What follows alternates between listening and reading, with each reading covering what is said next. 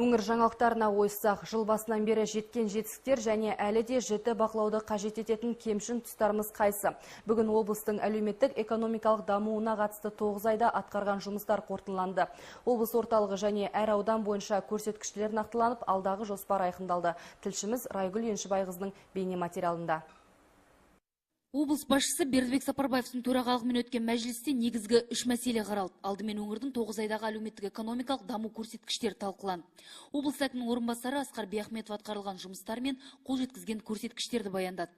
Жыл басынан бері аймақта ауыл шаруашылығы, тұрғын үй құрылысы және кәсіпкерлік саласында атқарылған жұмыстар көп. Аталған салаларға қазынадан бөлінген қаржы да айтарлықтай. Десек те көрсеткіш көңіл көншітпейді. Байғанин, Шалқар, Хромтау аудандарында өндіріс көлемі төмендеген. Облыс басшысы бұл олқылықты түзетуге 2 ай уақыт берді. Қаншама қаржы бөлініп жатыр. На микрокредитование, если сравнить с прошлым годом, рост 2 раза. В целом на предпринимательство рост тоже не 2 раза, по-моему, даже 3 раза. Қайда результат? Уақыт аз қалды. Сондықтан мен өзім орынбасарларыма, аудан әкімдеріне беретін тапсырма, осының барлығын қарау керек. Әсіресе жаңадан іске қосылған рельсобалочный, газопереработка, Переслав, ну и так далее. Вот я прошу руководителей, чтобы вы правильно давали отчет, кто будет заниматься обманом, так на простом языке, тот будет строго наказан со стороны наших контролирующих правоохранительных органов. Инвестиция көлемі өткен жылмен салыстырғанда біршама артқан. 2015 жылы 62,4% құраса, биыл бұл көрсеткіш 98%-дан асып жығылды. Азаматтардың орташа жалақысы 112,16 мың теңге, жұмыссыздық 4,9%. Бұл көрсеткіш республиканың өзінде 5%. Айтылған мәселелер бойынша облыс басшысы жауапты мамандарға ескерту жасап, нақты тапсырмалар берді. Бұдан кейінгі қаралған екінші сұрақ ауыл шаруашылық саласының дамуы туралы болды. Облыс бойынша 43 ауыл шаруашылық кооперативі құрылды. Мемлекеттік бағдарламалар толық іске қосылған. Алайда өзге облыстармен салыстырғанда жері әлде қайда құнарлы. Ақтөбенің өнімділік көрсеткіші төмен.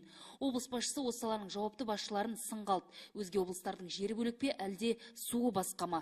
Неліктен өзгенің алған өнімін біз ала алмаймыз деп аймақ басшысы ауыл шаруашылығы саласының мамандарын тұқыртты. Егетін егістің көлемін көбейту үшін неге осымен біз айланыспаймыз? Сұрау керек қаттырағымын әкімдерден. Мен қазір бүгін әкімдерді бөлек сөйлесемін, мен қарайым, кейін кезде біздің әкімдер қайтадан босаңсып бара жатыр. Ойлады ғой деймін, біз қайтадан сайландық, болды, осымен енді тағы да ең кем дегенде 1-4 жыл отырамыз деп.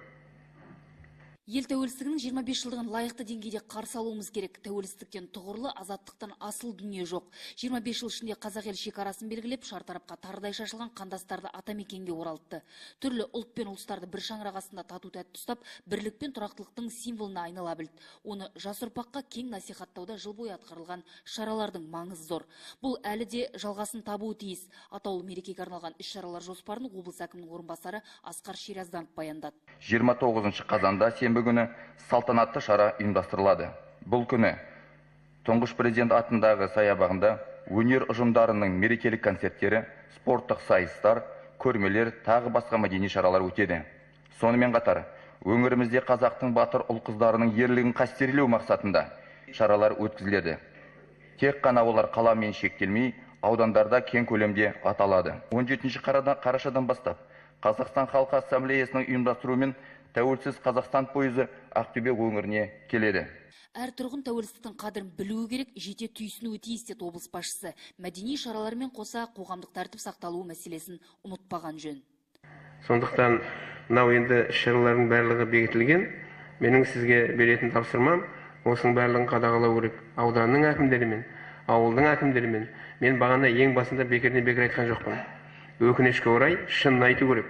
Отырған әкімдер біледі. Ауылдарда өткізіп отырған іс-шаралар нашар, аз. Біз негізінен халқымыздың 49% сонда тұрады ғой. Сондықтан сол жерде біз өткізуді бәрін бақылап қарап отыруымыз керек. Біз әуелім өзімізге, одан кейін мынау көрші мемлекеттерге көрсетуіміз керек.